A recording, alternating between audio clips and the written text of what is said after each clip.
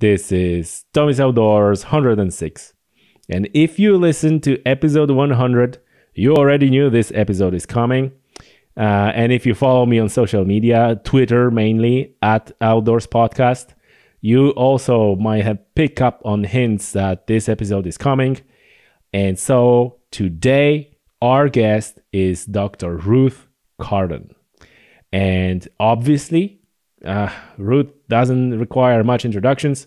We're going to talk about Irish cave bones. Ruth is doing absolutely fascinating work. And the most incredible and crazy thing about this whole thing is that research that Ruth does is almost entirely self-funded.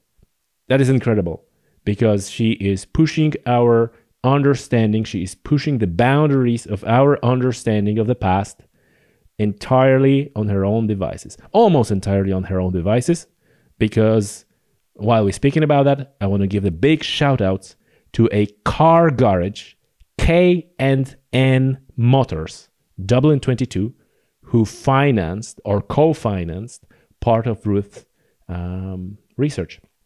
We're going to talk about it in the podcast more.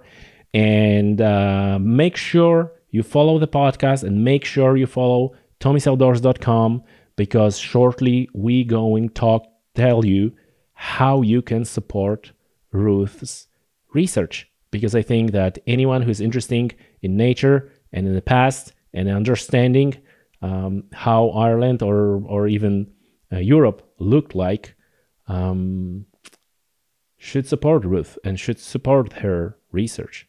So we're going to jump into that in a second, but I'm not going to forget to just remind you that if you want to support the podcast, go ahead and share the podcast with your friends and colleagues who might be interested in this episode or in stuff we talk about in Tommy's Outdoors in general, which is human-wildlife interactions, nature, conservation, hunting and fishing, rewilding, and this sort of things. And also, if you want to support me and help me sit at night and edit those episodes, you can now make sure that I have enough caffeine to keep me going. So you can go to buymeacoffee.com/Tommy'sOutdoors, link in the description of the show, and you can buy me a coffee. That will be a great help.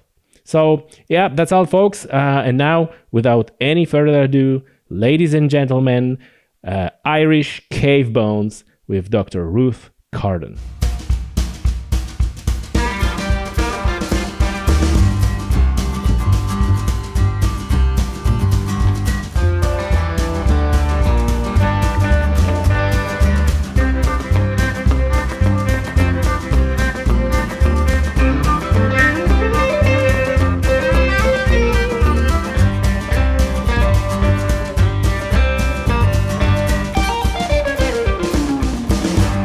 Ruth, welcome to Tommy's Outdoors. Thank you very much, Tommy. Yeah, finally. It's good to meet you. Good to meet you. Yes. I've listened to a lot of the podcasts now over the last year or so, and when I get time, usually when I'm driving, and yeah, very interesting topics. Thank you. Appreciate your time, and what a great recommendation. you're probably this is a record for me, because I think it's like 3 years when we started talking about doing this podcast, and it was something so the previous record was 2 years. So that's a learning for anyone. Just be persistent. Things will happen when the time is right. So that's that thing. I'm a firm believer in better late than never. Yes, absolutely. So I think that the time finally came. It's good to have you. Good to talk to you. I had some other thought, but I just lost it. Anyway, Ruth. So before we jump into all the interesting facts, how do you describe yourself? Are you describe yourself as zooarchaeologist? Are you just archaeologist? How would you, or is it even possible to put a label on the person who does so many things? Yeah, it's one of those things. I've lots of interests that cross multidisciplines. So at the heart of it, I am a zoologist. Oh, My zoologist. training, so my degrees are in zoology. My primary degree, my BSc, and then my PhD, which was on the paleoecology of the giant deer in Ireland, but it covered extant deer, so it covered fallow deer, sika deer, red deer, white-tailed deer, black-tailed deer, moose, and roe deer. So, by gathering information from those living species, we can then apply it to the extinct species. And I measured a lot of bones, and, correlated body measurements to bone measurements and so on, and body weights and so on. So after that, I got, I was very interested in deer. So my deer interest started very early. And because I was dealing with bones a lot, I got very interested in animal bones. And originally I wanted to be a vet, but that didn't happen because that's not uncommon. When I talk to scientists, a lot of them say the same thing. Like, it started, I want to be a vet, and then it's like, no, it's actually not what I want. Well, I didn't get the points in the leaving cert, so okay. There is that. So that decision was made for you. Exactly. And I did think about going back after I finished my BSc, my primary degree, but I was happy on the track that I was on then, so I stuck with what I was doing. And because I was interested in bones, I got very interested in archaeology and the ancient history of Irish animals.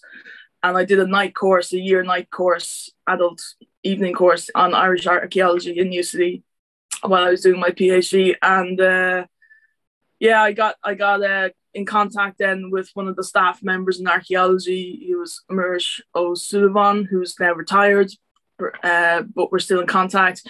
And he asked me to examine some deer antler artifacts from the Mound of Hostages in County Meath, a big archaeological site there. And I was a bit nervous to begin with because it's something I knew quite well. And that opened up a door into archaeology and animal bones and so on. And I was supplying animal reference collections to skeletal collections to the National Museum, to the Natural History Museum as well. So I got to know bones of animals quite well. And then I got to know their history quite well, the archaeology history, as well as modern analysis and so on. And I started building my own reference collection, skeletal reference collection. And then while I was working in the museum, I worked in the museum as a technical assistant for just under a year. I discovered all these bones lying around the place in boxes that were crumbling and, just forgotten layers of dust and so on. And I, inquired what these were, and they said, they're like the ancient bones excavated from Irish caves from the late 1800s to about mid 1900s now. And, where's the list? Where's the list of species? We don't have one. Whoa. We have the original notebooks that there were noses when they were excavated, but they were never checked. So I said, well, can I do a project on these? And they said, yes, of course. And that's what started my life on bones and animals and ancient history and the whole colonization of Ireland by animals and humans and all of that interest. So that was an ongoing personal project that I did in the weekends and stuff. Wow. We got like a little bit of funding. I teamed up with Helen Lewis in UCD Archaeology, and we got a little bit of funding for a summer back in 2008, I think it was, from the Heritage Council to do a preliminary kind of sweep on things. And I just kept going after that. So we've discovered some interesting, to say the least, bits of information that, from that project, which is still ongoing. But I'm hoping I was going to finish it last year, but then COVID came and the museum closed down. So I'm on track to finish it within the next year or 2 years, depending on my time, because I do it on my weekends or on my holidays. So it's not funded. So all the research that has come out has been unfunded. It's like scraping together bits and bobs, and like self-funded. I've self-funded a lot of the stuff. Is there a way to donate or support you in any way? Well, I'm thinking of, because the reindeer story blew things out of the water. Yeah, we'll talk about that in a second. Yeah. I'm thinking of, I've taken some really nice photographs of the bones, these butchered bones, and I was going to make a collage and sell the print in aid to basically get money to radiocarbon date more bones. So there's a few on my list which we can talk about later that need to be done, because there's a question mark over their original date because of the methods being used at that time. But yeah, later in the year, once the reindeer paper has been published, hopefully at this stage it could be around about Christmas, so it might be good timing with Santa Claus and so on. But yeah, once that's come out, I'll do this fundraiser. I'll just set up on a private site or Etsy or something, and just do it to raise money that way. Now we hope, I'm working with a collaborative group of people between the UK, Europe, Ireland, and potentially Canada as well. And we hope to apply for funding to do a larger project. But sure, it's very hard to get funding these days. Yeah. So just do it. First of all, kudos for doing that in your own time. Like, how many people would do that?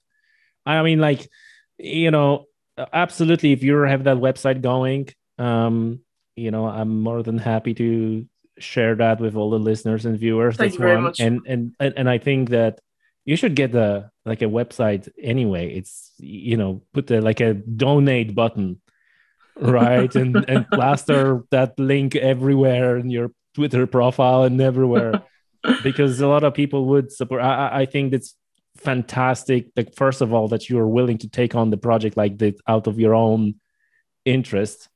And how this is not getting funding, it's like beyond me, but there's a separate subject. But I'm sure there'll be many people who would, even on the Patreon page or something, surely. Yeah, I never really thought about it until a few people have said this to me since, and it's just something I suppose I never thought of. I wasn't, I wasn't aware, because I'm not in the whole.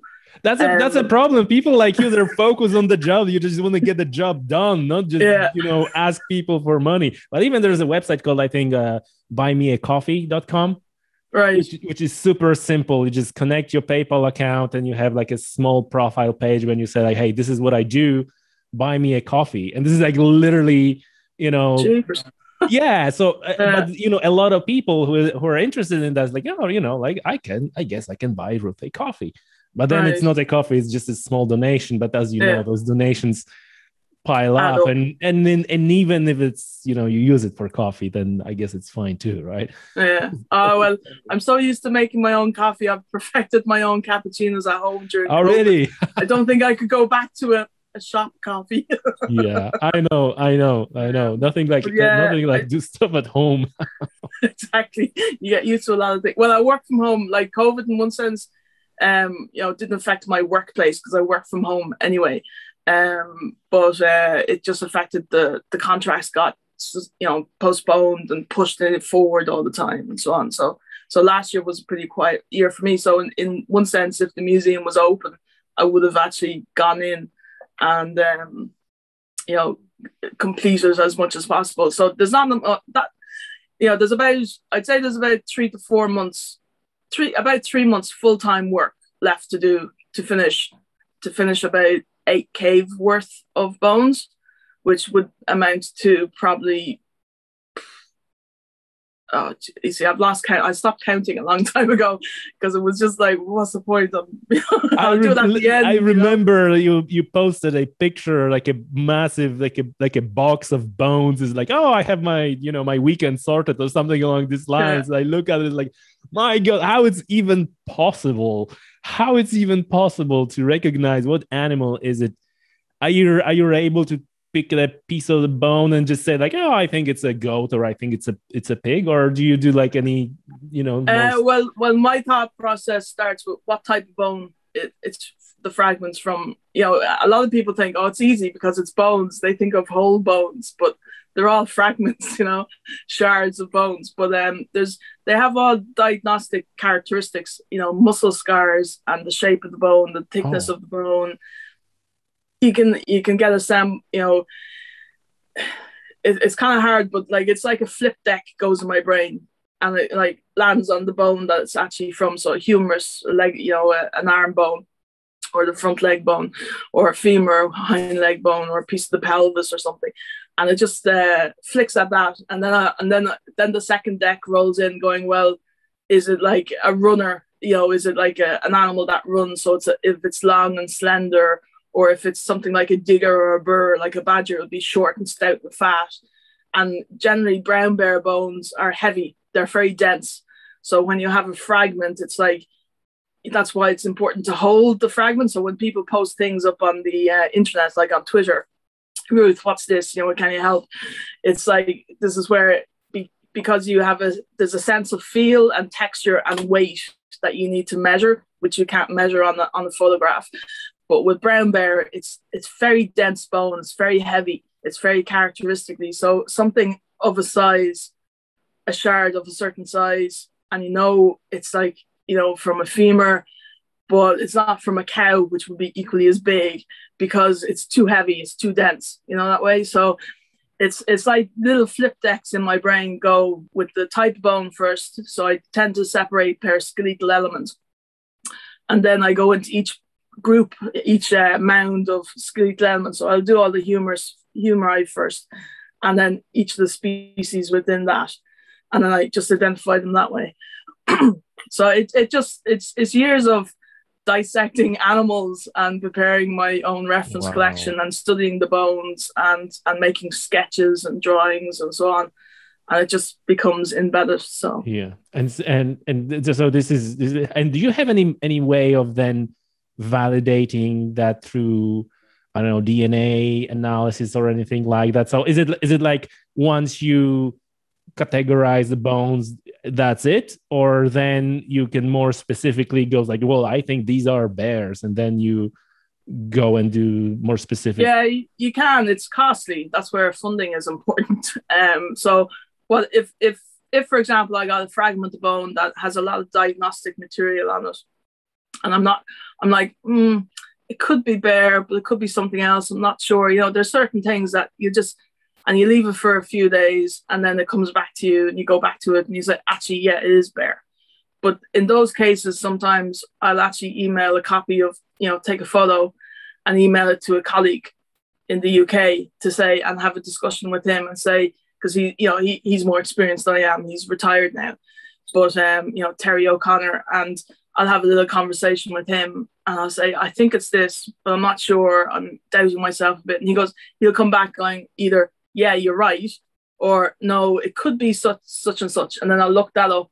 And if I have the reference material, I'll compare side to side and so on. So, but there are fragments that you're like, it's an animal bone, but that's it. I don't know what it's from. I don't know what it is, because they're shards.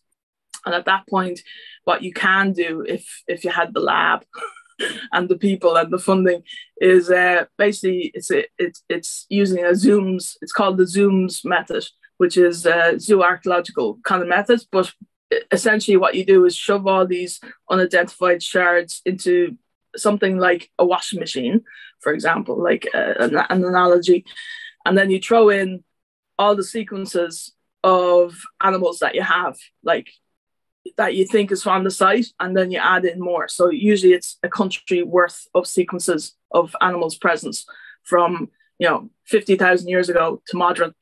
And if those shards have, once the machine extracts the DNA, if those shards match up with any of the sequences, they stick together. And then at the end, you can say, oh, well, there's cattle, there's red deer, there's roe deer, there's lynx, there's brown bear, there's whatever there, because all the things stuck to each other. So that's a very useful method. Then you're getting information of all the species that you had in the washing machine, but I guess it's then hard to say like this particular fragment is from. Exactly. Yeah. So you don't can get do that. that, or you can't do that. You can do that if you do it separate, each shard separately, but there is a mass, like you can add them all in together, and because it's quicker and it's less costly than doing each one separately.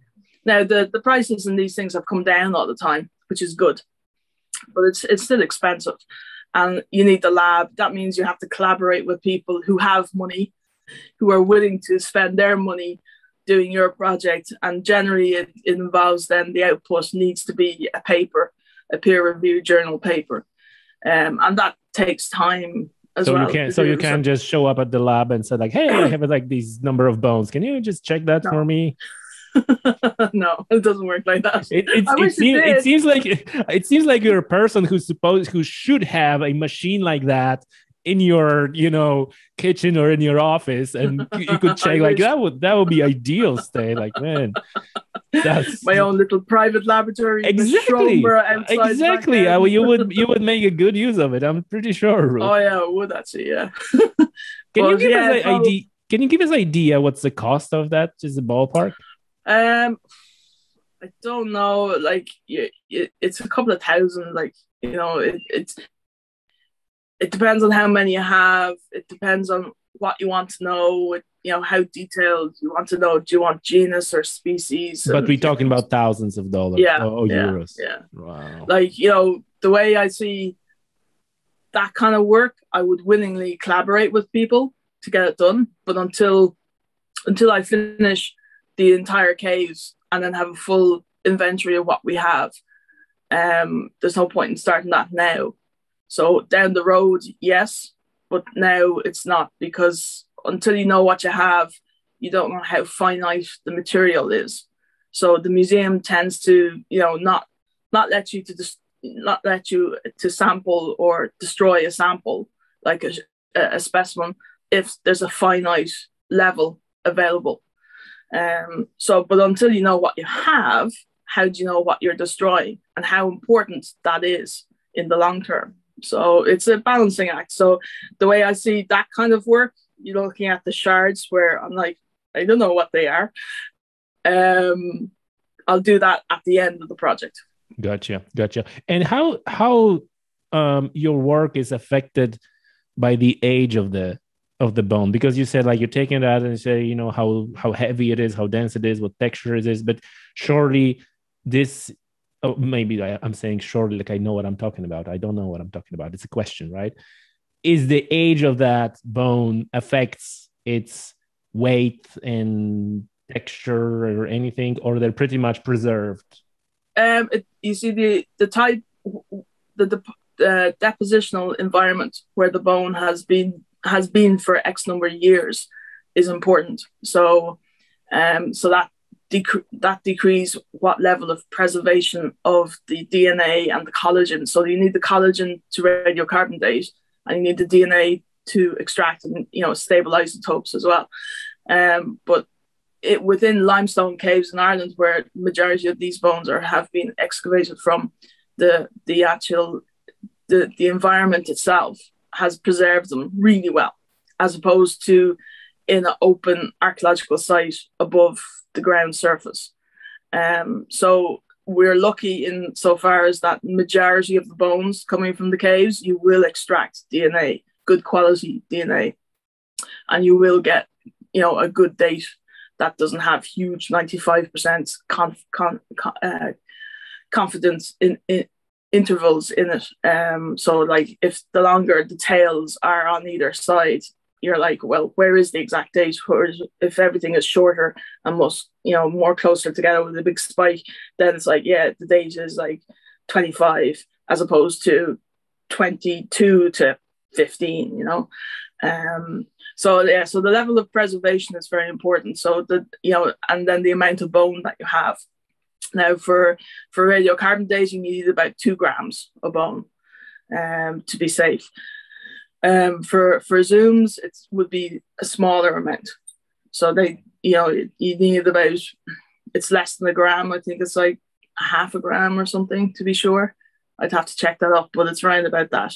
And stable isotopes, I think, is somewhere around about the same as well. So there are actually 2 types of measurements. Let's say you're trying to figure out how old is the bone, and this is where radiocarbon dating comes to play. And then you try to figure out what is it when you do the zoom or your like a analysis. The zooms. Yeah. Right.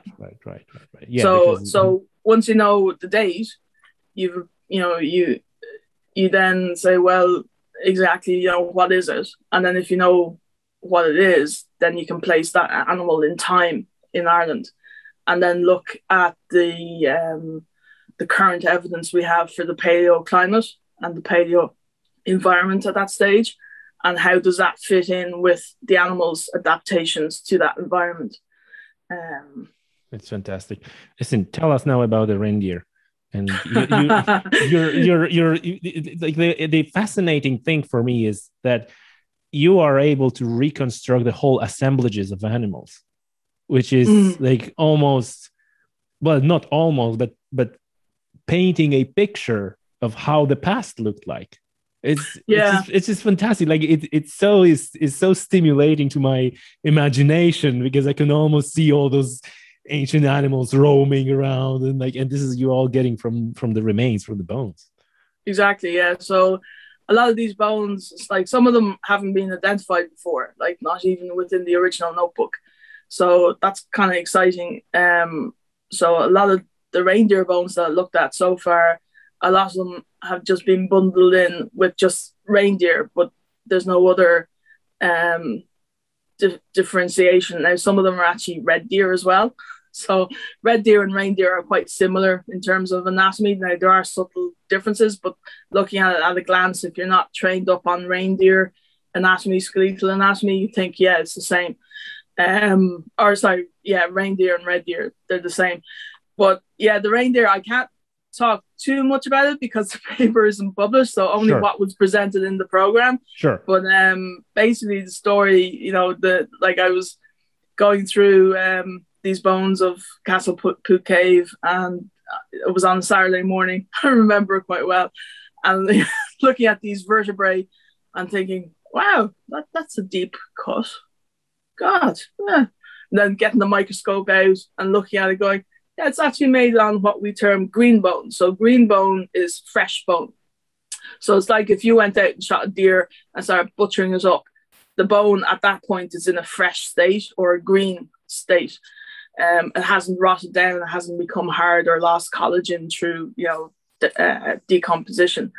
And when you cut through bone, fresh bone like that, it's like cutting a knife through butter. So both sides will be flat. So the little bone spicules inside the bone, you get this very flat edge to it. And it's just like somebody went through with a hot knife and went boom. And you have this very flat edge. Now, if that bone was left for a long period of time and rotted down, so there was no flesh left on it, and was just sitting there in situ, and somebody came along, say, 3 years later or a year later or even 6 months later, and then even longer time later, if you were to do the same type of chop or cut, it would shatter and it would be jagged edges. So when I looked at these things under the microscope, I kind of pulled back a bit, went, this is interesting. Okay. And then I continued on, I put it to one side and continued on with my work. And I found 2 more that had different types of cut marks and chop marks, but very definite, again, on green bone. So it happened at near or at the time of death of the reindeer. And so these were at the time it's a reindeer. Yeah. I identified the bones as reindeer. And I had the comparative skeletal material from the museums in Edinburgh at the time. I've since, just before Brexit, I delivered them back. So this is going back to 2017. So this has been under the covers for a long time due to funding issues and time issues and so on and so forth, because we had to do a series of experiments then afterwards. But so I compared the reindeer bone, what I identified as reindeer, because I said it's definitely not red deer, and I know red deer really, really well. So I compared it with the Scottish reference material, and indeed it was reindeer. So I took photographs and I sent them over to Terry, my good friend and colleague over in the UK. And I said, what do you think? And I didn't say anything else because I wanted his honest opinion. Very smart, Yeah, not biased his opinion. Exactly. I wanted independent verification. And he got back and he said, yeah, they're recently, they're cut into fresh green bone. You can see, the marks, the straight flat edge, etc., and the build up. Then when you chop through the bone, if you chop through butter with a kind of a knife, towards the end you'll get like a little slump where one half will fall off, but then the other half has a little slump at the side of the bone. You can see this in the actual cut marks on the bone. So it's like because you get the knife or the tool pushes down into the bone, so it pushes some of the bone deeper into the bone, and when it comes out, there's this little pile of bone bits down the end, so to speak. And he was like, yeah, and he goes, what is it? What species is it? How old is it? I said, it's reindeer from Castlepook. And he went, what? I said, yeah. And he said, how old are they? And I said, I don't know. We've no radiocarbon dates. So he said, right, what are you going to do? And I said, I'm going to apply for funding to try and get radiocarbon dates to date a couple of reindeer bones. And I had some other reindeer bones I wanted dated as well. So 7 in total. And so I applied to the Irish Quaternary Association, which is a membership group, a small group in Ireland, but it has international links. And I got, what was it? 2 dates from them funded. And then myself, another colleague on Alan McDevitt on the project, we applied to the Royal Irish Academy when they had announced their funding round. And we got 5 dates, 4 or 5 dates from them. So I was like, oh. So sent them off, got the museum permission, got the licenses approved, etc. Sent them off to Chrono in Belfast. And they came back about 3 months later or so, 3 or 4 months later. And I opened the document and went, no, closed the document and walked away. I said, no, this has to be wrong. This has to be wrong. So then I asked another colleague of mine who is part of the group. And I said, can you look at these dates? I didn't tell her what they were on or whatever. And I said, are the dates all okay? Are they strong dates? Are they good dates? Can you believe in the dates? Have you got confidence in the dates? Run your programming stuff.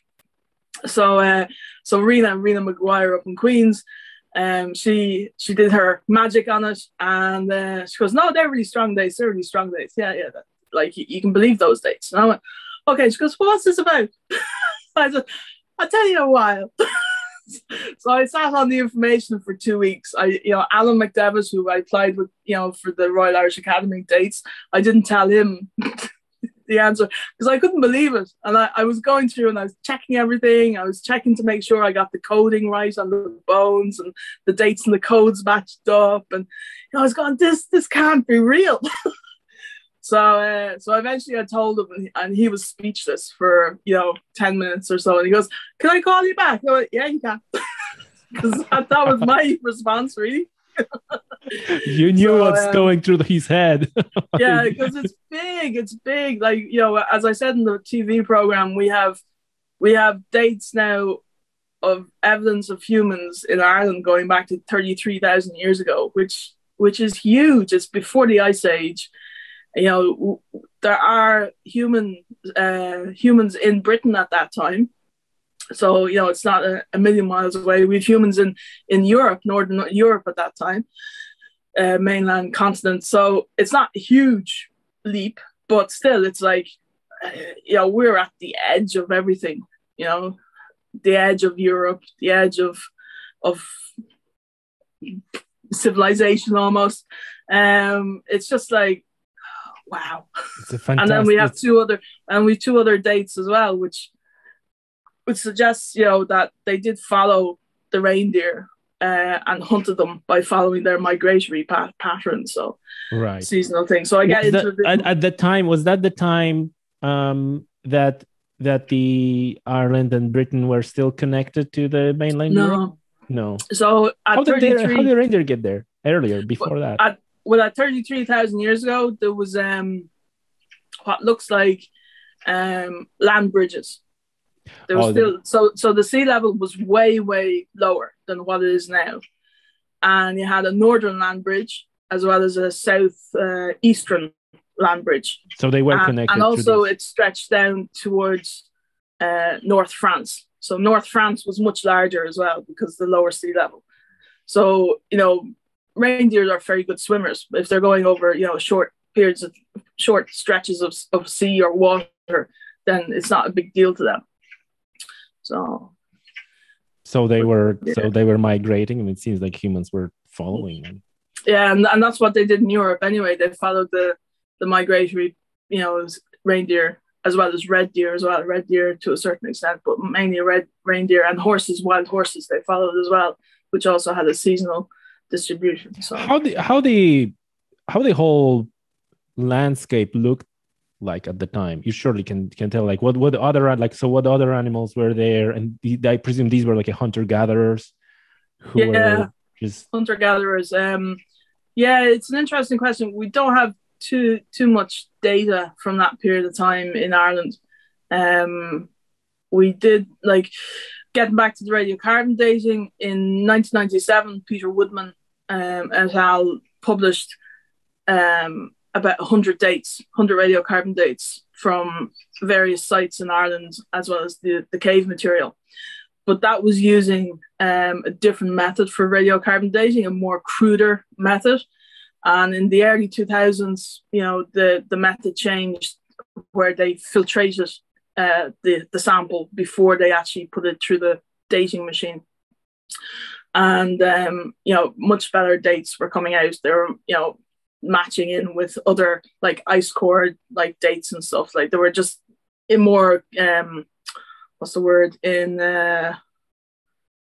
tandem almost, or more similar. So it just made more sense. But also it got rid of all the contaminants that were in the bone that would have been sitting around for donkey's years. So all of the 1997 dates are gone, basically, because we redated a lot of Castlepook and some Ballymintra, and what was the other one? God, I only published this paper in 2020. That's gone out of my brain. There was Foley Cave. There was another cave. I think it was Shannon Cave, but it was mainly Castlepook because it's a large cave that used to have a lot of material. And we found that things jumped by comparing the new method with the 1997 published material. So things moved by 2,000 to 4,000 years, and in some cases up to kind of near enough to 10,000 years. So that's a huge difference. Backwards. So they were older. Older. Yeah. So there was what was it? There was reindeer after the Ice Age, so in the late glacial period, about kind of 11,000 years ago in Ireland, and that jumped back to before the Ice Age. That was a huge significant jump. Yeah, significant. So it's interesting that we lost reindeer at that time, but we still have reindeer at that time from other work. But then we have the question mark, say, over the lynx. We have lynx dated from the 1997 paper to Mesolithic, to early Mesolithic period in Ireland, about 9,000 years ago. So one of the things I want to get redated is that lynx, because if that jumps back, that is significant enough that maybe the lynx weren't here when humans arrived, and maybe they were, but then we have humans coming in now. So I have to kind of factor in that.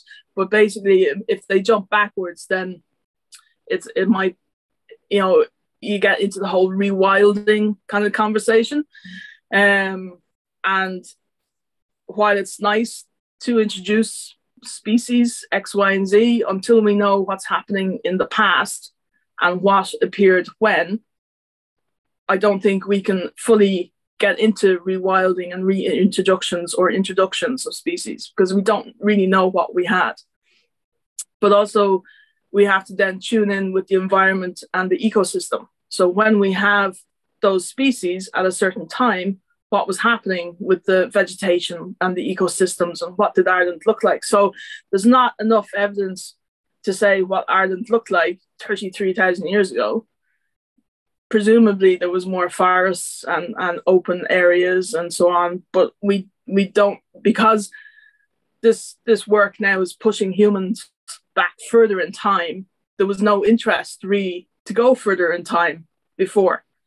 So now this opens up doors for the paleoecologists to step up and say, well, what was life in Ireland like at that time? Let's start doing cores, or let's, do pollen analysis or whatever, try and find sediments. The problem will be trying to find deposits because the Ice Age, the ice glacier came in and took a majority of Ireland's top half or whatever of Ireland surface and just wiped it clean. But it's an interesting question of, what was there and what did Ireland look like? And at the moment, I can't tell you really. So I can tell you that there was brown bear was there at that time. There was wolves. There was reindeer. There was a bit of red deer as well. And essentially, that's as far as I know. Okay. Oh, hare, Irish hare. Irish hare. Oh. No mention of wild boar. Wild boar is an interesting one. Yeah, that's another key species I want to get bones dated, because there haven't been enough bones dated, and certainly not from the caves of what's termed wild boar. Wild boar is an interesting one because from what we know now, because we've no dated remains back from the caves really, or a lot of dated remains, they suddenly appear in the Mesolithic when humans properly arrive and settle and set up camps and so on. And then they kind of go through, they're found in Newgrange in County Meath, it's a Bronze Age, about 3,500 years ago. So they are dated there. And then they kind of disappear because the problem with wild boar is wild boar bones are very, very similar to pig bones. And a lot of people will actually say, well, if it's big, it has to be wild boar. But that's not the case. Wild boar, true wild boar isn't that big.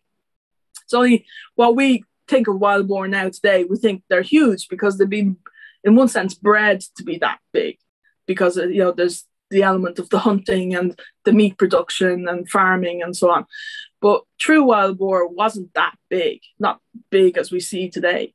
So it's very hard to tell wild boar from domestic pig. Yes, you can do analysis with some of the tusks, the teeth, the canine teeth. They're much bigger. They are bigger in wild boar. But is that a factor of the environment and age? Yeah. Or is it like a subspecies or whatever? Yeah. Or is a hybrid. So there was mention of potential hybrids like interbreeding in Newgrange, but that answer hasn't been resolved as yet because you have both domestic and wild boar appearing in Newgrange. Some people believed wild boar disappear after the Iron Age, but I don't have any evidence to support that. So you're probably the best person to ask that question. And can you just explain to me and all the listeners and viewers the difference between wild boar and domestic pig? Because they are the same. They're essentially the same animals, sus scrapha, right? Yeah, same species.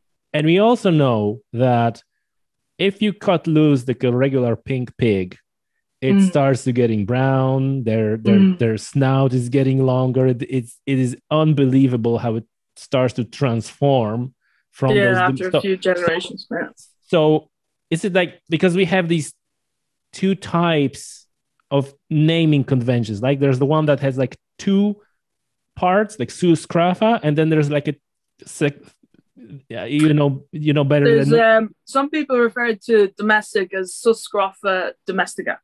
Yeah, so there are these two types of naming animals that has two parts, and then there was like has three parts. I think it's also important to. I don't remember how they're called. So is it once you start using like a three parts name, then when you actually can differentiate, is there any difference, or is it like a debate between the lumpers and splitters, and it's it's one of these things because genetically they're hard to distinguish unless you go into full genomics. So you want the full genome, so you want to sequence it entirely, and then you'll be able to pick up the markers for wild boar and the markers for domestic pig. So by comparing the full genome, you should be able to then see the difference between wild boar and domestic pig. It's kind of, in one sense, using Suscrofa is kind of arbitrary. You could be talking about either one. So it's really annoying, but it's very hard. Like, I know that if I look at, like, I've come across lots of pig bones in archaeological assemblages and the cave bones, and certainly the cave bones do look bigger. They are metrically bigger in size compared to the domestic two other pig bones from archaeological sites. And generally people will say, well, if it's a site that's aged, Mesolithic, it must be wild boar.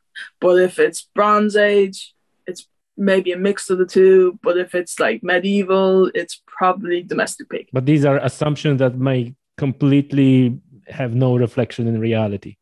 Yeah, so we don't know enough. We really don't know enough. We don't even know, like, there are no dates. All I can tell you now at the moment is there are no radiocarbon dates of wild boar pre-Mesolithic in Ireland. But that's not due to the fact that we have loads of samples dated. We've hardly any samples dated. So we could actually have wild boar in Ireland pre-Mesolithic sitting on a shelf in the museum. Nobody. But we don't know because there's been no funding. There's been nobody interested in doing that work. So that's something with the funds that I wanted to try and set up and get donations to do the links and date some wild boar remains and see actually really delve into the cave system, work with my colleague Helen Lewis, go into the stratigraphy, because things get mixed up in the cave because the water keeps coming in and out. So you have water levels coming in and like underground rivers and stuff. So it's like a washing machine. Things get mixed up together. So you can't say the top layer is the youngest and the bottom layer is the oldest, because at times you have giant deer sitting on the top layer and you've like sheep sitting on the bottom layer and you're like, well, that's not right. But so that's where dating is really important. So if we could date, if we can look at the stratigraphy in the caves and maybe then in the deeper ends, or go in and excavate, which I hope to get funding to excavate further into Castlepook Cave, and then just do it properly with a modern look and a modern method, and see then, okay, well, these ones could be old, but we don't know how old, and then date them. Right. Because even just to say we definitely had a wild boar population is very important, because there is a question mark that maybe what was brought in during the Mesolithic mightn't have been true wild boar. Yeah. Well, that's fun. And yeah, I heard like I need to compose myself because there's so many questions I wanted to ask that I don't know which one is first. But so let's finish on the wild boar and domestic pig. So would it be true to say that really the difference between domestic pig and the wild boar is roughly like the same as if you talk about domestic pig from Europe and you take a domestic pig from, I don't know, Philippines, and you compare them? They're going to be domestic pig, but a little bit different, but not different breeds. Yeah. Different so breeds. Is it like along these lines, the difference between the wild boar and domestic pig? No, wild boar is a true wild species.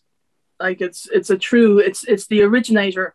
So Yeah, but I domestic mean, pig is difference descendant. genetically difference, and the difficulty of tell them apart from. Yeah, that's where you have to look at the whole genome, because there's so many similarities between them, and you can see, like as you said, if you let domestic pigs out, and over a few generations they revert back to their wild appearance and so on. So it shows you how genetically related they are and how they adapt to the wild. But the only way is to look at full genomes. Now, the costs of, when I originally thought of this question back in the early 2000s, full genomics were just kind of coming on board a bit. Really expensive to do. The equipment was just horrendously expensive, and not many labs did it. Now it's more or less part and parcel. It's a normal thing that the costs have come down a lot. So it's something, excuse me, it's something that if we got some dates back, then, once you know where they are or when they are occurring, we can then go to like a colleague, like maybe, somebody in the UK or somebody in Ireland, and say, do you want to collaborate on this project? I've no funding. Do you have funding? Here's my begging bowl, and see if we can get some genomics going, Mm-hmm. Gotcha. And see if they actually are true wild boar or not. Yeah.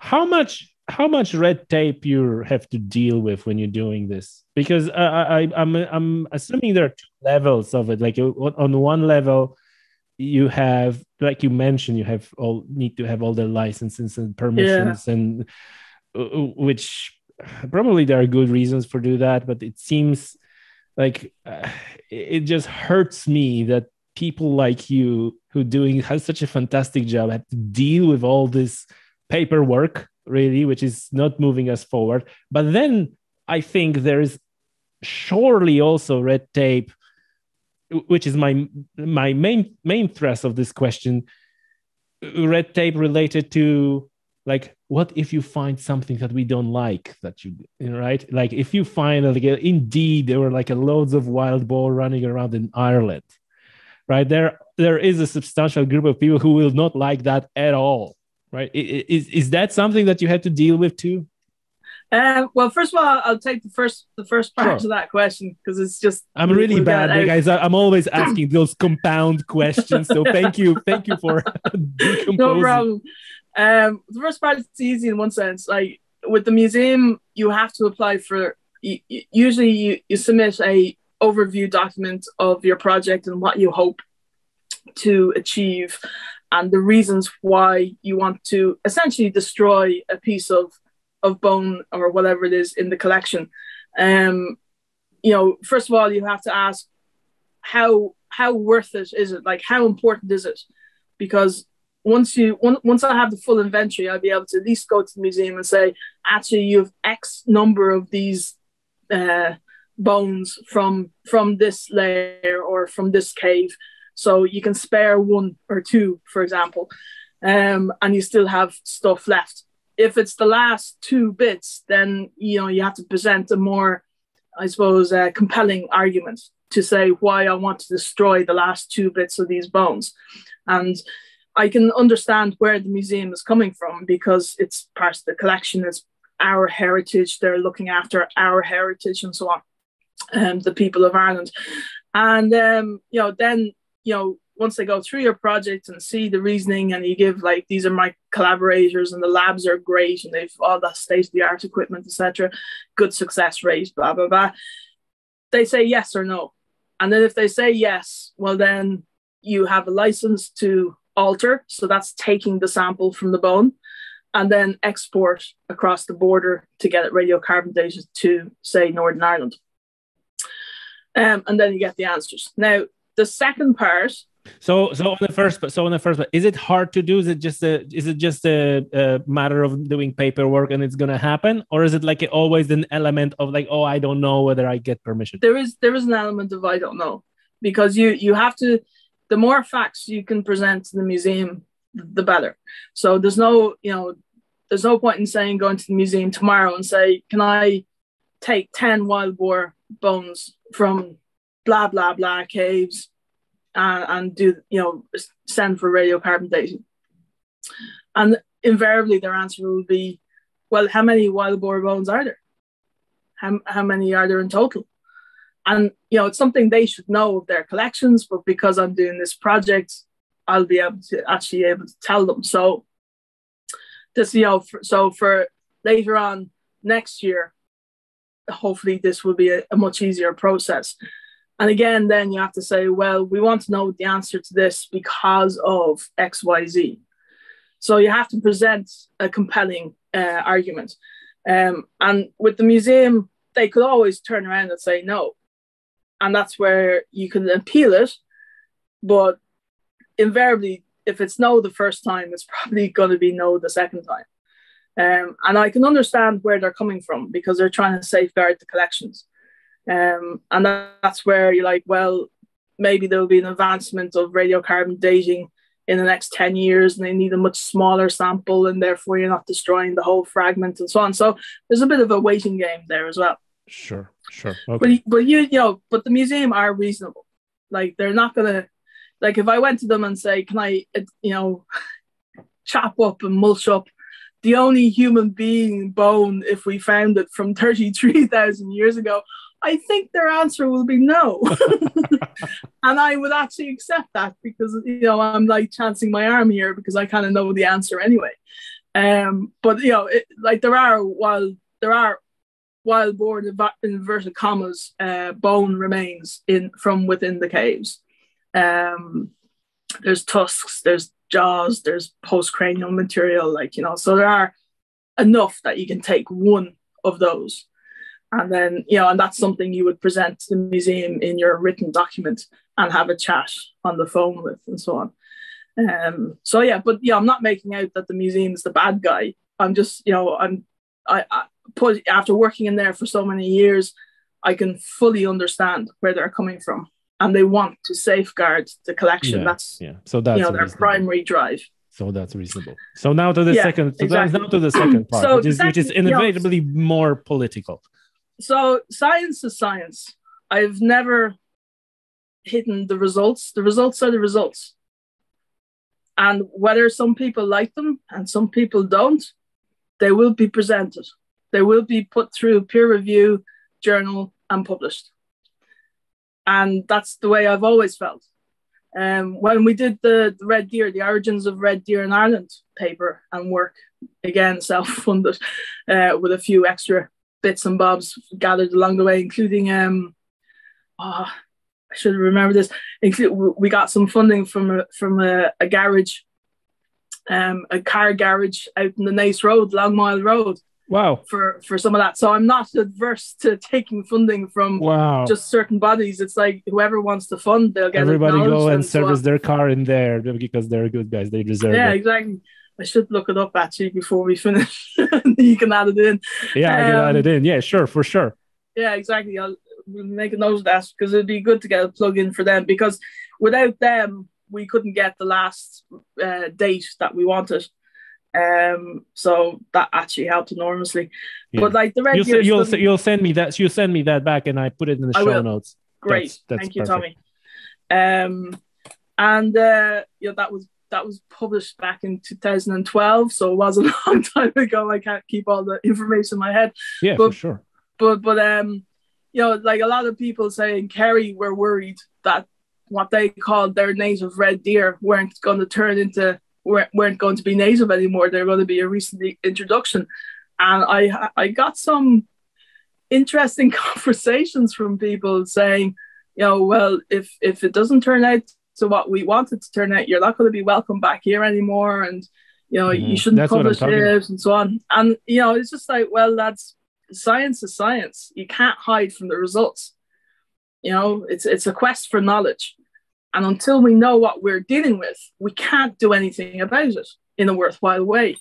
So I pursued, and as it happened, the results are the results. And it showed that Kerry red deer are the only population in Ireland that are descended from a Neolithic introduction 5,000 years ago. So they're as close to native as you want to call it. So they were all happy, obviously. Yeah. But it was touch and go. I got a few interesting phone calls, and That's what interesting meetings and stuff. But it's like I'm not easily intimidated. good. And the Good. science speaks for itself. So yes, if it turns out that we've, if for example we got wild boar dating to 15,000 years ago or whatever, great. It is what it is. It is what it is. Exactly. You can't hide from science. And then we go from there into the next step. And some people will be happy, and others won't be. And so what? Yeah. No, listen, this is very encouraging that you have this attitude, but unfortunately you once again confirm that there are I think this is the worst thing possible, trying to pressurize scientists into like, oh, I don't like what you found. Like, what? It's terrible. I had a conversation with archaeologists about that as well. Yeah. And that's where funding, that's where it's kind of, I suppose in one sense, where if you can self-fund, you're not under any pressure from your funders. Yes. So if we do a crowdfunding kind of, which essentially it will be a crowdfunding, then you won't get the same pressures that you get if you got funded from a governmental body. I'm not saying that they would, but there could be a political story somewhere from some sort of a type of funder. I suppose an example would be any of the oil funders. If you got like Shell or something and you found that oil isn't good because of XYZ. But that's where I suppose with funding, and maybe that's where in the back of my head I'm a bit hesitant to ask for funding, because I don't want to be controlled or to be seen. But man, this crowdfunding thing, this is the way to go. I feel like this is the way to go, because there's a lot of people who would put money into that. And like you said, then you're truly independent. And tell me, Ruth, is like when you're sending those samples to the lab to do the analysis, is there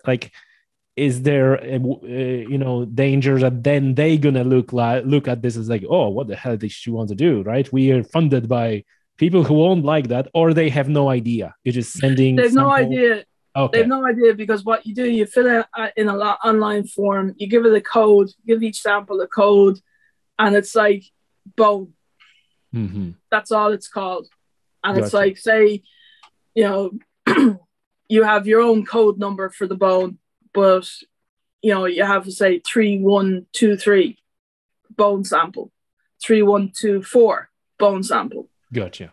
That kind of thing, or antler sample, or tooth sample. So they don't know, and they don't know what just returning a result, and you're interpreting the results then. Exactly, yeah. So you get then back, what you get back is their unique number, so their lab code, and then your code with that, and then you get the answer. Okay. So they don't have a clue what species you're doing or what you're doing or whatever. That's good. Yeah. That's good. That's good. Okay. Tell us now, like a question that is a few questions I want to like. Can you explain? We're switching gear a little bit with the giant deer in Ireland. There is a, I don't remember exactly, but you're going to clarify that in a second. There is like a two species, am I correct, of this giant deer, or is it like one is called Irish elk and the other is giant deer? Like there is a. I remember there is some confusion around that. Yeah, it's not. Stephen Jay Gould did some work in the early days. He was he was a big zoologist when I was doing my PhD and my degree, and I don't know if he's dead now or not, but he's certainly retired anyway. But he kind of he famously called it the Irish elk, giant Irish elk or Irish elk. But it's a misnomer. It's not an elk. Elk originated much sooner in time. So giant deer are a member of the Cervinae family, which is, they originated I think there's about 2 million years between the deer family and the elk family in terms of evolution. Sorry. So the elk family is a red deer in the elk family? No, red deer. So it's Old World deer and New World deer would be the kind of I suppose. Okay, so let's back it up. When we talk about elk family, because you're talking about moose. Oh, that's my question. Because like for some reason, when I'm talking about elk, I'm thinking about the American elk, which is like red deer. Yeah. Okay, so this is why he called it elk, because that he means the elk like a moose, and because of the palmation on the antlers, that giant deer, that's why it's called Irish elk. Yeah. Okay, so it's like one guy who called it. Yeah, but it's wrong, and everybody took it up as Irish elk and was the trend and so on. So it's like they're the same thing. There's no two species. It's just giant deer, giant Irish deer, but it's giant deer for everybody else in the world. It's just that we had a lot of remains in Ireland, so they're far more numerous and abundant than anywhere else in the world. So people in Ireland naturally called it giant Irish deer. But yeah, giant deer are the same. It's the same as an Irish elk. It's just that the species is wrong. Yeah. So it's just like a common name versus scientific name. Yeah. Gotcha. More or less. Gotcha. It's still wrong though. Yes. How the environment looked like. So what those animals. So I presume they were, like you said, they were they live in Europe as well. Those giant deer. So giant deer. That's from giant deer. Yeah, they stretch from the Ural Mountains in Russia all the way across. There was different subspecies of giant deer, big ones and small ones, different palmations and stuff. They really there's a lot of subspecies in Italy, for example, but they marched all the way across Europe, so they followed the changing environment, and they ended up in Ireland. Now, interesting enough, it's like, well, how did they get to Ireland? Yeah, land bridges. Because we had them from about we had two waves of giant deer, and this is now all the recent evidence that we can tell this. We had giant deer occurring from about kind of 40,000 to about 35,000 years ago, and then they went. And then we have them after the Ice Age. They came in again at about 14 to about 11,500 years ago. But what's interesting is how they got in after the Ice Age. So there must have been some kind of a land bridge, and before the sea levels rose. So they got in quite early after the ice retreated, which is interesting.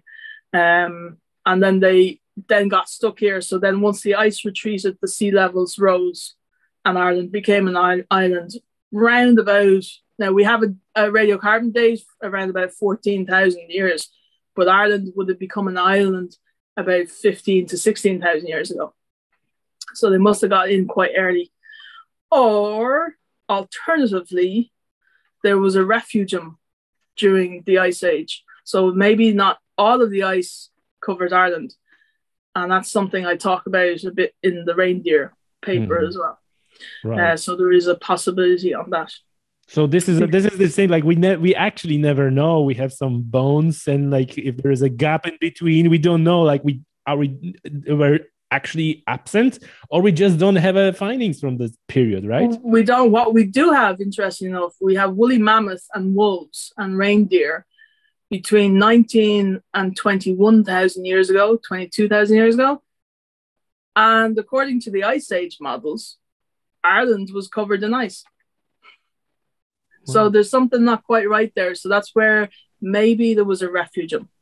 Right. And this was like talking from, say, Waterford Harbour up the Blackwater Valley up towards Cork. So this kind of finger-like from the southeast coast, finger-like projection going up the valley.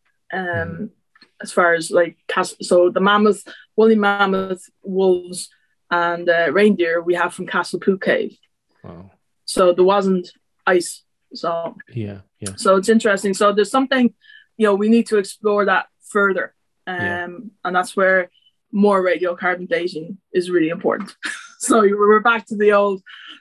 For radiocarbon dating, we need funding. So radiocarbon dating for one sample, it costs you can get like a discount for 10. So you get like a percentage discount for 10 samples.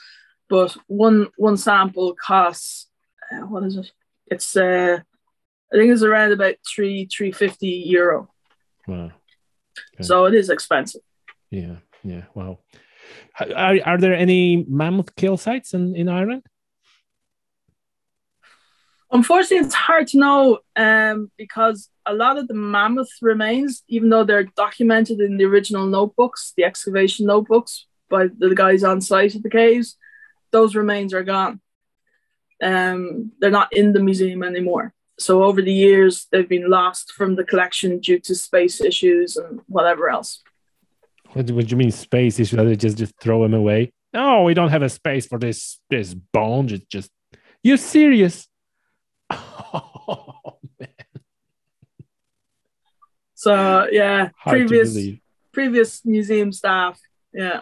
Hard to believe. So there was there's interesting descriptions in one of the old notebooks saying that there was like a mammoth skull found in one of the back of the chambers, and was propped up, so it was kind of looking upwards, so the teeth, so the front, like where the nose would have been up towards the ceiling, and there was some kind of a femur bone stuck in the nasal passageway, and the excavator at the time said this was most unusual. It seems like it was purposely placed there for some kind of ritualistic kind of thing.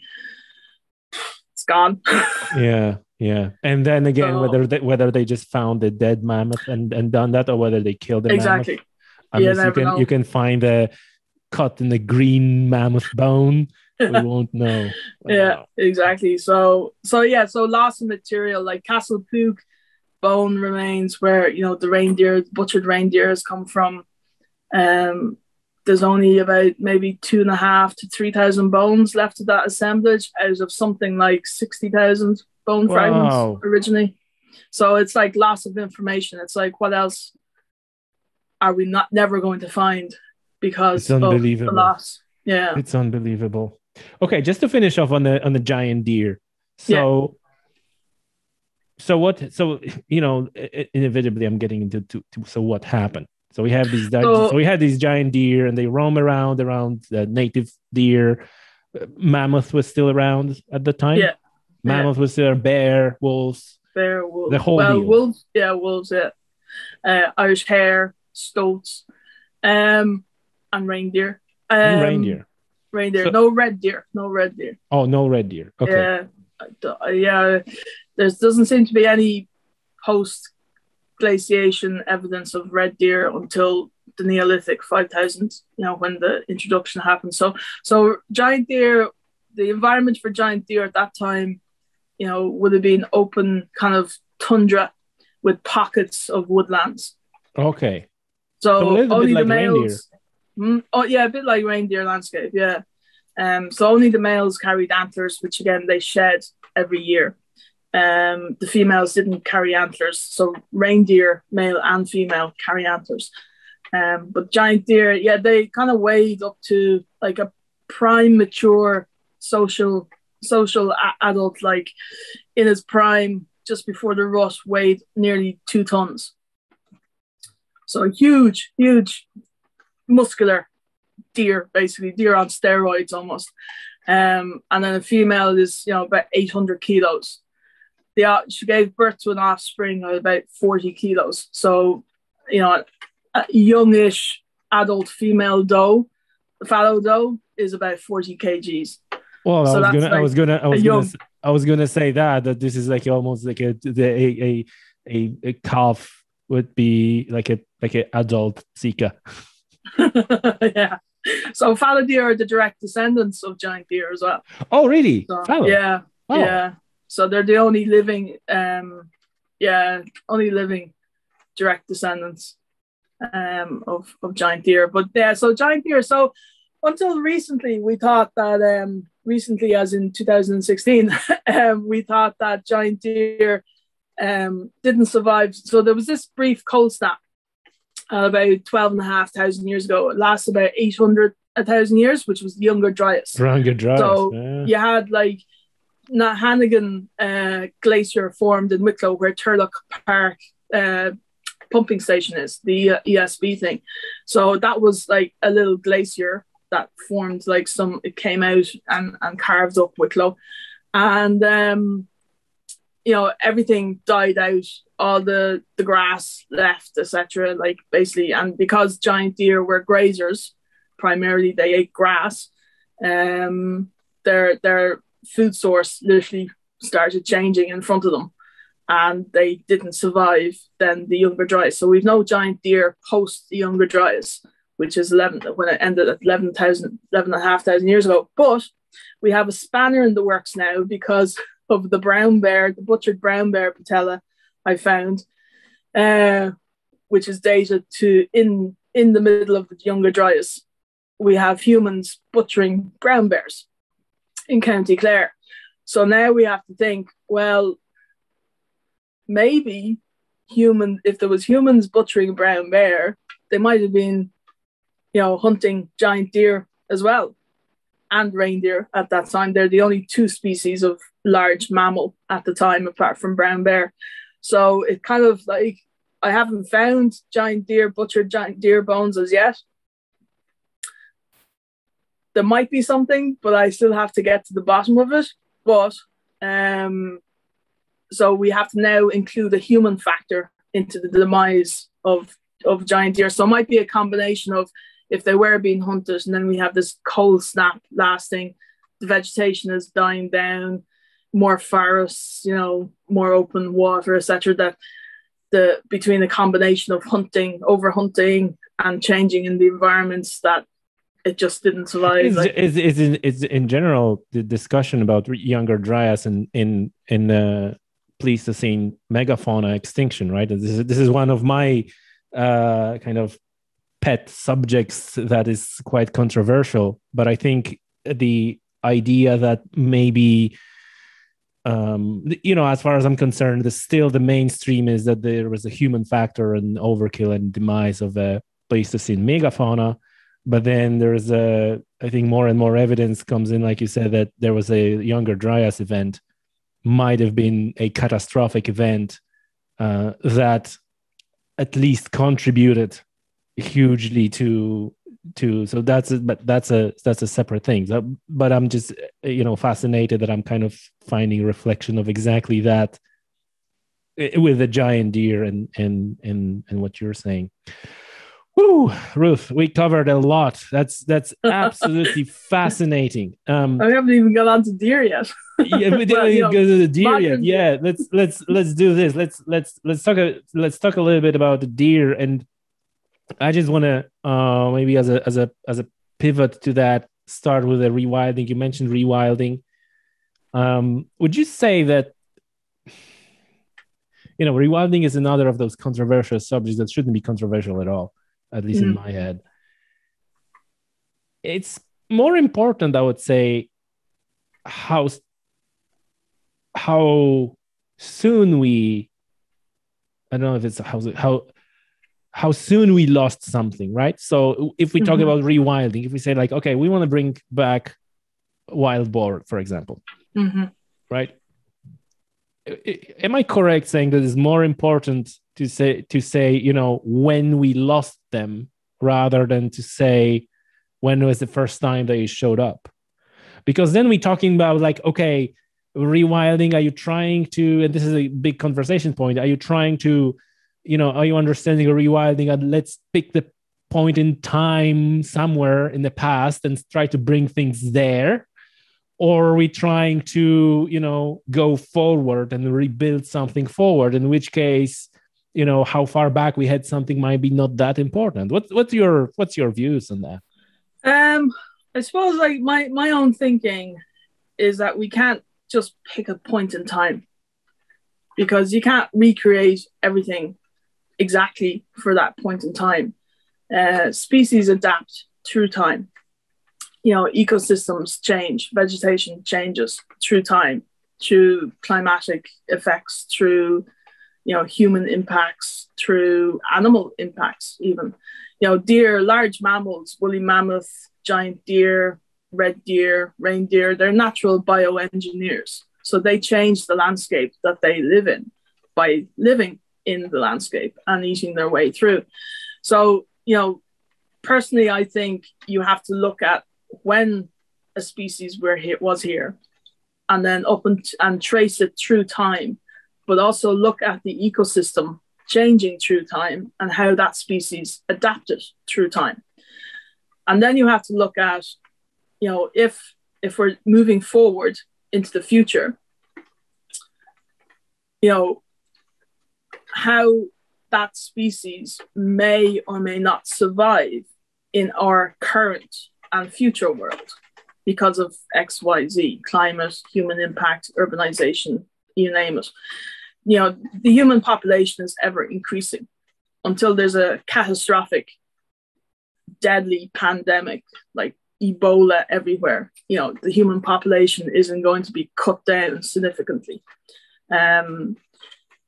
So you have this ongoing human impact factor that will only get worse through time. And the effects on ecosystems can change only so much. But as the human element increases so fast and the ecosystem is always lagging behind, and then you have climatic change now coming in and the effects of climatic change. And people want to reintroduce certain species because once upon a time we had them. But once upon a time, they disappeared too. And you have to ask, well, why did they disappear? What effects caused them to disappear? Because obviously they couldn't live in that environment. Was it a combination of overhunting and ecosystem change with other factors involved?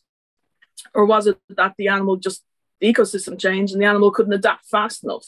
So placing them within our current and future environment, I think, will have to involve feasibility studies and modelling, and take into effect everything before we even get into a conversation of let's bring back whatever it is. We have to trace, well, where were they in the past? What was going on in that past? How they adapted through time and what caused their original disappearance. Rewilding is like a sexy word that everyone's talking about now. Was once upon a time reintroductions. That seems it's still there, but it's like rewilding now has just come along and said, "Whoa!" But it's just like until we know the facts of what we had and where they were in time and what was that environment like that they were living in and how they adapted to it, we can't answer the future questions.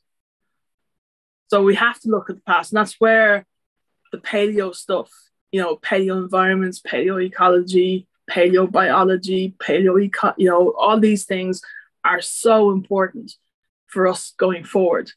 So, that's my view anyway. So and unless I think we have quite recent extirpations, right? Like, for example, wolf, right? And I'm not even want to start conversation about reintroducing wolf because I'm well aware of all the problems related, social problems. I don't think there are any biological problems, but social economic problems.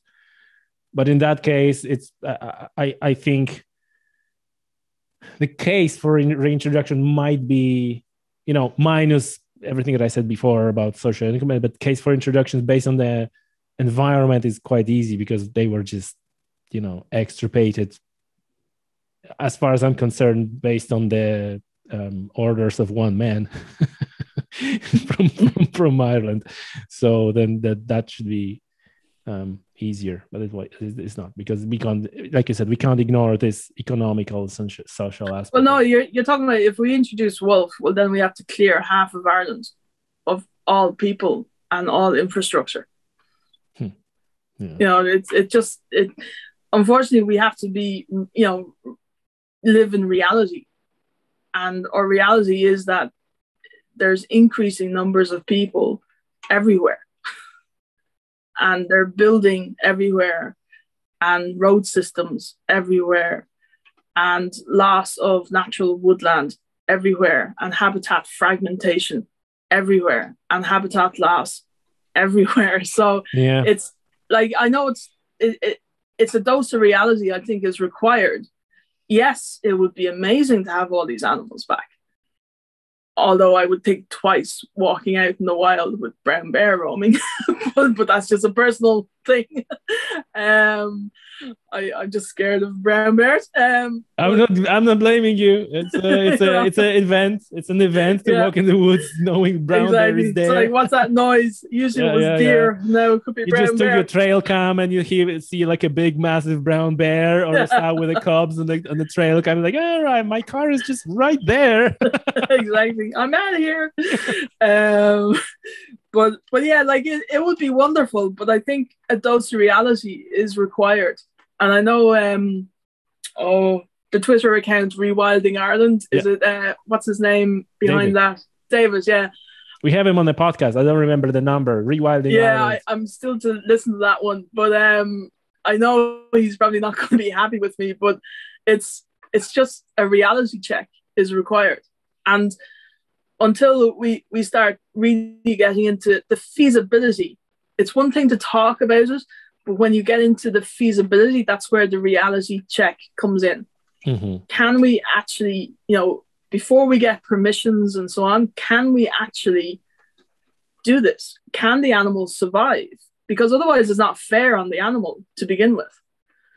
You're releasing it into its doom, basically, which, and then you have the whole, well, sheep are easy targets for wolves. Yeah, it's an interesting thing about the wolves, because some arguments are that that they don't need that much space, they will adapt, and then I guess this is down to understanding of what rewilding is, because my point is, if we bring back wolves and we ended up with having like pockets of population, sneaking in here and there and scavenging bins on the back of a little. I am, that's not rewilding. Exactly. Like rewilding is consists have the word wild. So I like wilderness. Exactly. If my ideal view, I'm way more aligned with you. Like, half an Ireland, wilderness. Yeah. Like, obviously, like, what you're gonna do with people? Like, I'm not talking about it, right? If I can.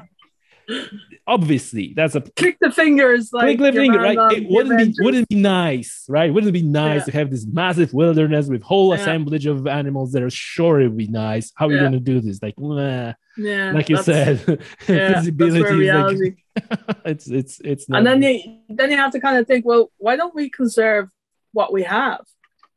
Like red fox, they're a nice little carnivore. They're treated as vermin. However, we have red fox in the Lake Glacial. So we have red fox dated to Lake Glacial. So they're as native as anything else. Yeah. And yet they get treated by like vermin. So, and they're not even protected under the Wildlife Act. Mm-hmm. Yes. Well, because they're vermin. Yeah. Well, this is good. I think pivot to the probably one of the last things I want to talk to you about, which is assessment of the population. So we're going to get into deer, but the fox is a good thing as well, right? Because, some people say that population of fox goes down. Someone said, oh, there's more foxes than ever. We never got run out of foxes. And kind of the same thing with deer. This is something that pains me. And actually, I got discouraged to have any conversation over, should we hunt this and this? Even in the UK discussions, and even recently there was a piece published about impact on fox population, on ban on hunting, and all the things. And basically, it's like, do we have a census? Do we know how many animals we have? What is the population? What is the density of the population? What is the dynamic of the population? And overwhelmingly, the answer is no. We have no idea. Yet everybody has a strong opinion over what we should do. And yes, I agree with you. Thank you. Yeah, unfortunately now I'm currently working up. We haven't finished the modelling, so I can't actually discuss the results because I don't know the results as yet. Mhm. I'm working up with a paper with the Irish Deer Commission members and a few other collaborators on a national deer updated distribution, but also modelling deer numbers. Yes. So we'll get a census now. That will only provide an initial estimate. So building on that, I'd like to start a Wicklow County project because it seems to be the poster child of badness in this country when it comes to deer and deer talk and deer supposed numbers and so on. And like talking to Ashley, kind of, I've seen as well in certain hillsides where you count more than 400 deer at one time. In County Wicklow, but are they the 400 deer that you saw last week in a different location, or are they a new set of 400 deer that you're seeing? And there's seasonal distribution. You'll have the stags in their bachelor groups and sometimes bachelor herds almost, and then you have the females in their groups, their family groups. So because Wicklow is this poster child of anytime anything is mentioned about deer, both in the IFA media as well as other media, it's like Wicklow, Wicklow, Wicklow, Wicklow, bad problems. So in that sense, I will be putting together a little project synopsis and looking for funding to do a Wicklow deer census. Mm-hmm. Amongst Man, other we gotta things get this crowdfunder going. I know. There's so many, but it's just like so many, not only interesting but important things. How because it would form a basis like one. We get the distribution of deer, males and females distribution in the county. We'll get hopefully buy-in from the hunter community and the farming community. So I'm working from the bottom upwards. So I want buy-in with people with their boots on the ground because they're the ones with the knowledge. And I can't be everywhere at once, and neither can anyone else be everywhere at once. But if we all work together, we can make something good and try and answer questions. And I want to develop a little app for the phone for Wicklow people, basically, and say, okay, I've seen X number of deer, there were X number of males, X number of females, and say blah blah calves, depending on the time of the year. Have you seen that app, that app Smart Deer? No, I haven't as yet. There is already, maybe you can talk with these folks, this Smart Deer app that is meant to I'm just going into that app and it goes like, a random sighting, calling returns outside, and it kind of grabs your GPS location and you can put it in, whatever happened. Maybe that's already done. Maybe you can talk with these folks. Yeah, maybe. I don't know. You know whether there's any politics going on behind the scenes. So get back to the Wicklow project.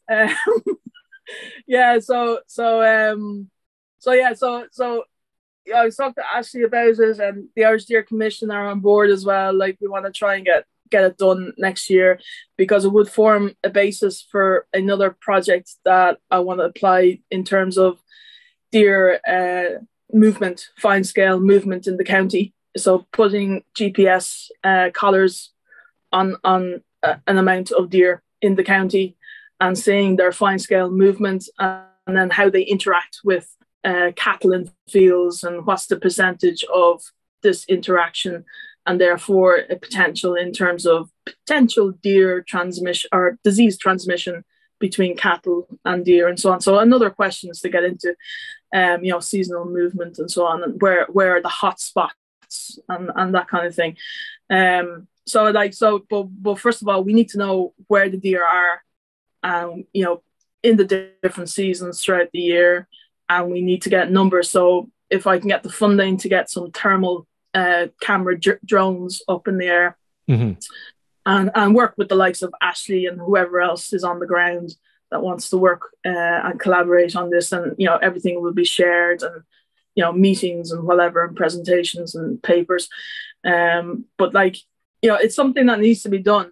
because until we have numbers, like I'm a firm believer in data-led or science-led deer management.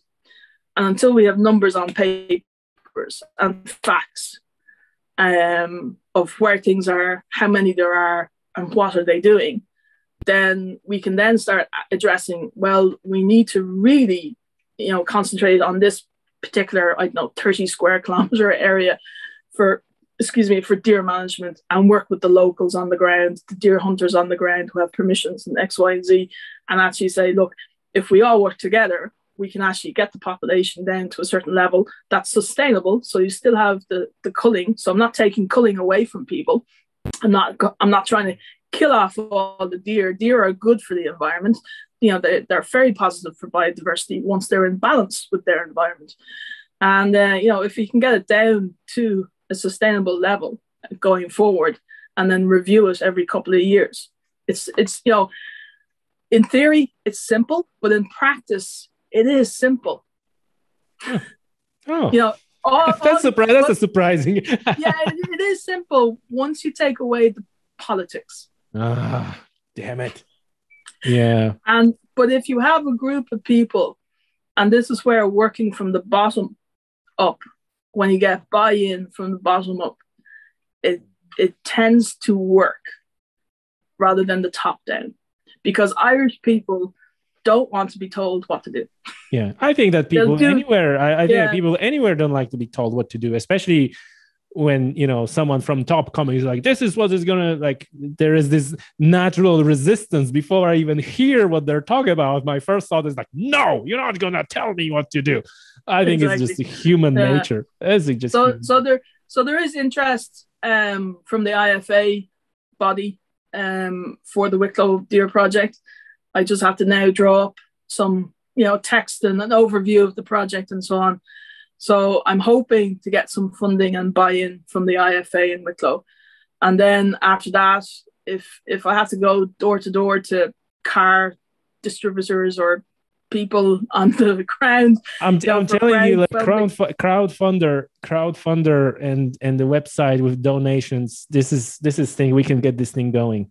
Yeah. I'm pretty sure there's a lot of people who would be willing to just drop the few pennies. And okay, Ruth, one last question on invasive species, and we have two. One is Sika deer, which I'm gonna do it again. I'm gonna ask this compound question, right? So the first part of the question is a Sika deer, and I'm just express my. I don't agree with their status as invasive. You can explain now whether I'm wrong or right. They're just lovely deer. And the other one is the muntjac, which is I heard a few years ago on a podcast that it is more likely to see the Bigfoot in Ireland than muntjac. But then since then, this few years forward, then those muntjacs seems to be popping up here and there, right? I'm just curious about your comments about these two, because I think these are the two, like, a most poster child for invasive deer. Yeah, like Sika deer, I think it was you're looking at the distribution of Sika deer. They're very localized in certain parts of the country. You do have small groups of them in the Midlands, but you have the main thrust of them in the east, and then down in the southwest in Killarney. If the fact that they're labelled as invasive is an interesting one, because if they were invasive, people would be looking at extermination programs. But you can't exterminate a very mobile species such as any deer species entirely. When you look at any ungulate, when they try to exterminate, there's always going to be ones that will slip away and survive. But in terms of their status, it's an interesting one, because if I don't know if there would be more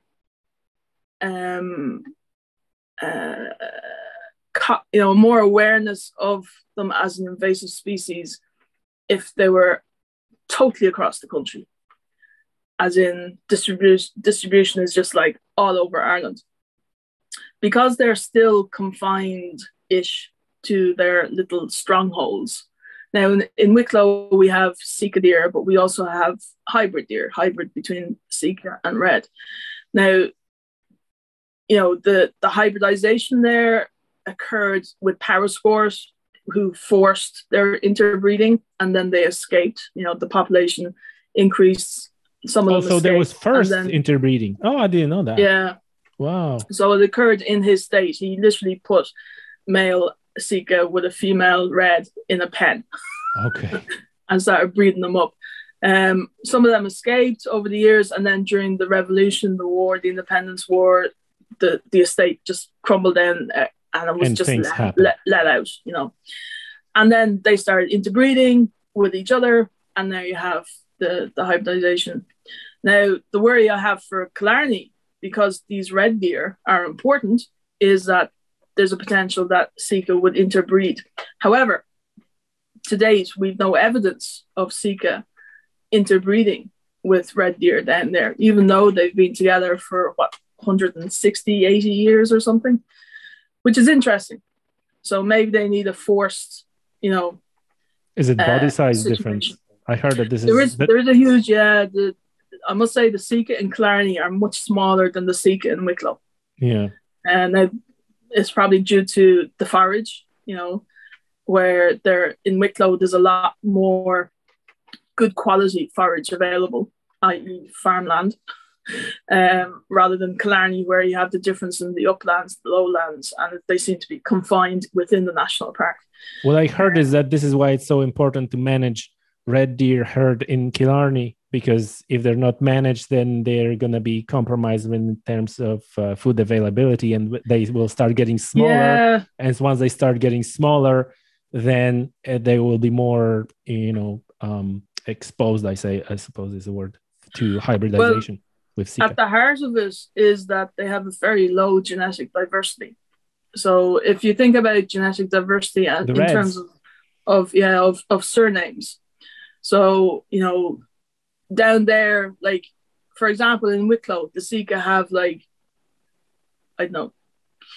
think 20 different surnames. So that's so genetic diversity, haplotype number is, quite high.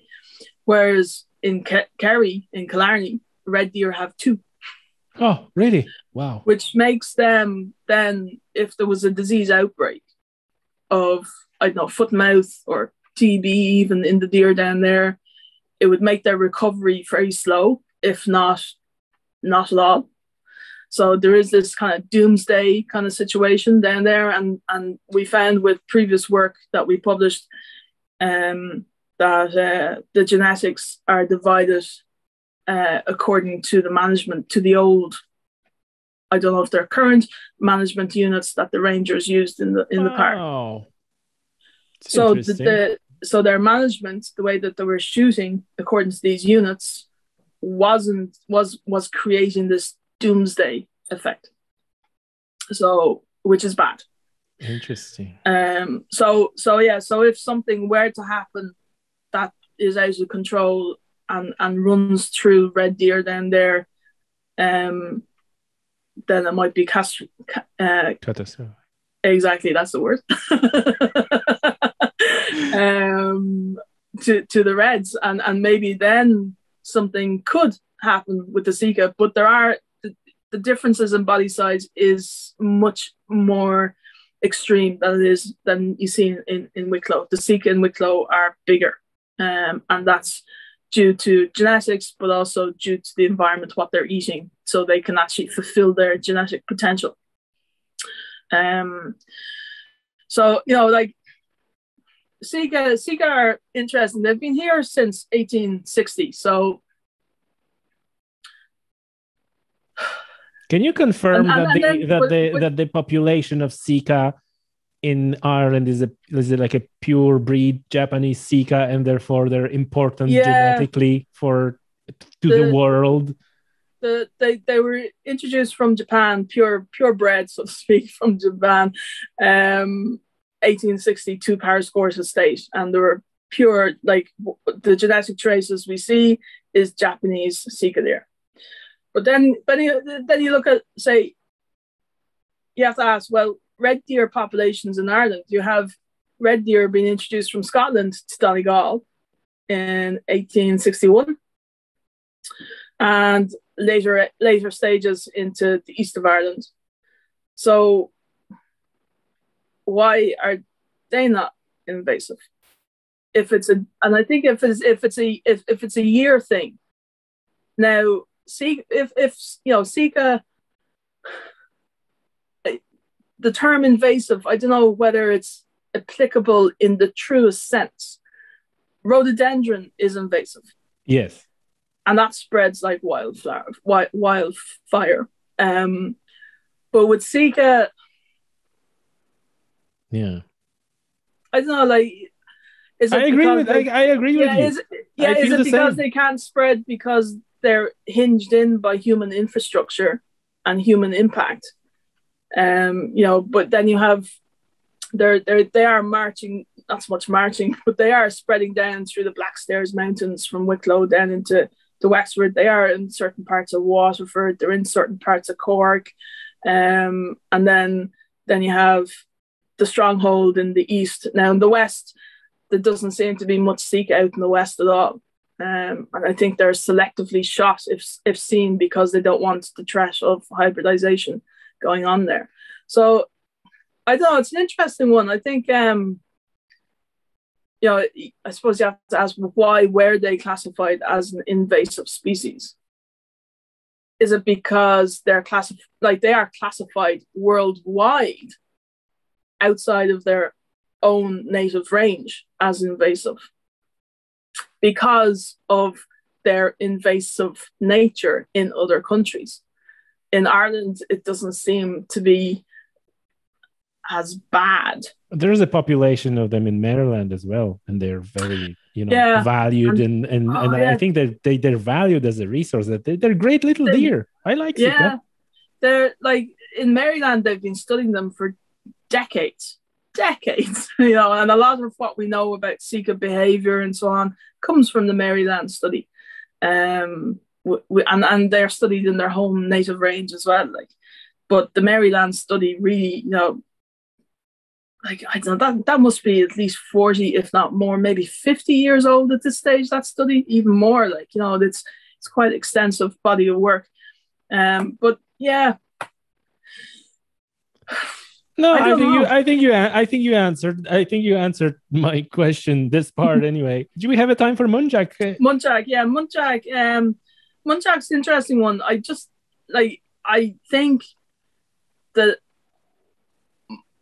for any introduction of any species to Ireland illegally, they're not being checked for diseases. And that's my fear, that they bring in something that then dissipates to our wild deer population and suddenly all hell breaks loose. Yes, because they can't cope with a pathogen that Muntjac is. Well, if Muntjac brought in foot and mouth and they were released somewhere in Ireland and the foot and mouth jumped from that species to a different species of deer, that's it. That's our deer species gone. Yeah. And that's our domestic livelihood gone as well, with domestic livestock. So it's the threat. So, again, it's like these wild boar, inverted commas, releases across Ireland. It's a disease. The one thing I fear the most is the disease element. And that's why I cannot agree with these releases, because they aren't going through the checks that need to be done, but also is their impact releasing them into an environment where they're like, what the F just happened? I'm suddenly here. Yeah. And they have no territory as such, so they have to establish territory. But by doing that, they cause unnecessary impacts in the environment because the animals are stressed out. So, there are negative impacts in the environment, which then creates a negative view of them to the public, is important. So if you're going to do it, you do it right. Now, with muntjac, we never had muntjac here. There was an introduction of muntjac to Sligo Lizardale House, but apart from, and they didn't survive. They were hunted out, basically. The estate owners brought over hunting parties, and they had hunting parties every year, and they just didn't survive. Their model of culling was wrong, basically. But we never naturally had muntjac. Oh, sorry, that was roe deer. Sorry, roe deer. Okay, roe deer. Yeah, roe deer are a lovely species. They taste very nice as well. Oh, yeah. I've had them in Scotland. Yeah. I had them in Poland. Yeah.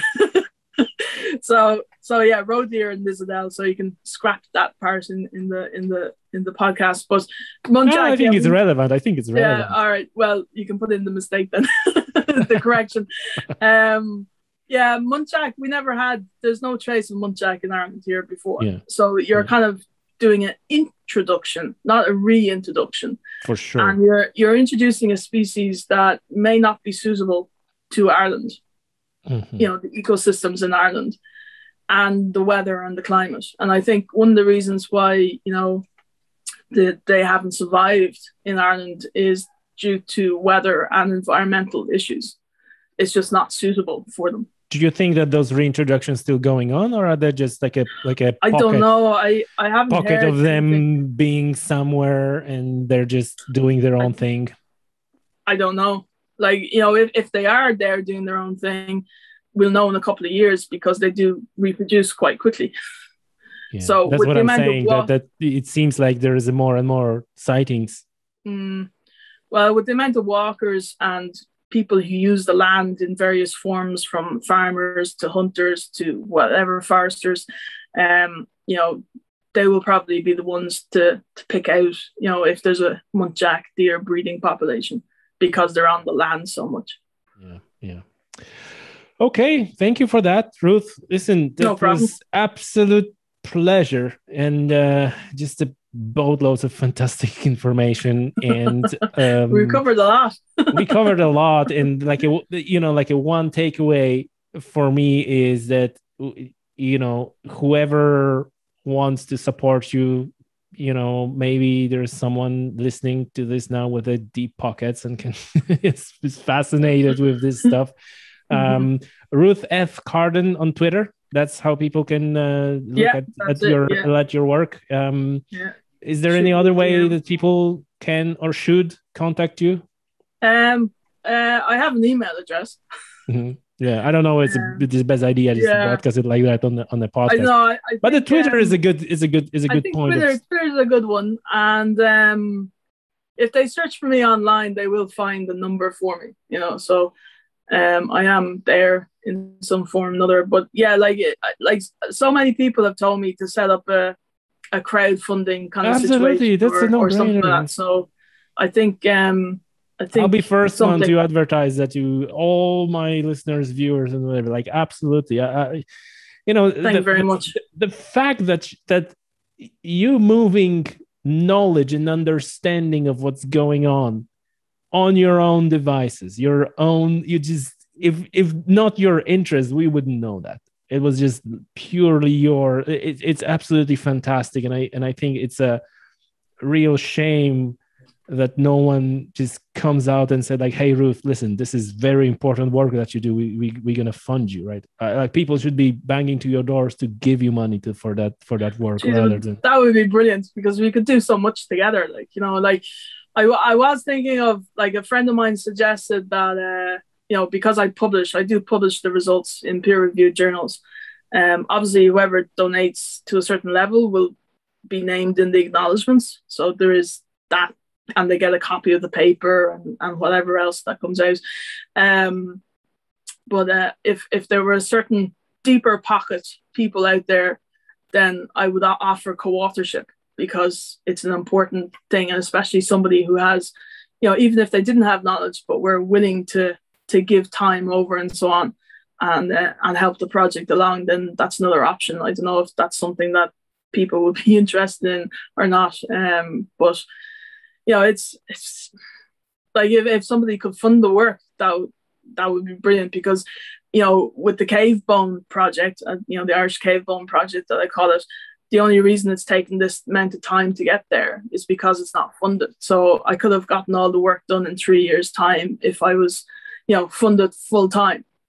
And again, with the deer work, it's, self-funded to a certain point, and then it's like my spare time and spending holidays and so on. But because I live in County Wicklow, I really want to do something in my own county for, because I've done so much work in other different counties, and Wicklow is it's such an important county, but it's so different to all the other counties due to its makeup of the landscape, because you have a lot of forestry and a lot of farming land mixed in with that forestry, and then you have the national park as well.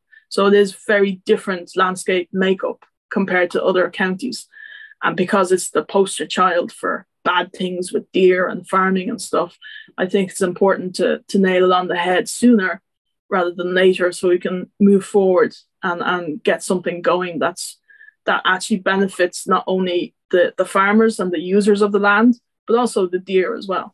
Absolutely. Ruth, you are absolute hero. Thank you for what you're doing, and thank you for your time.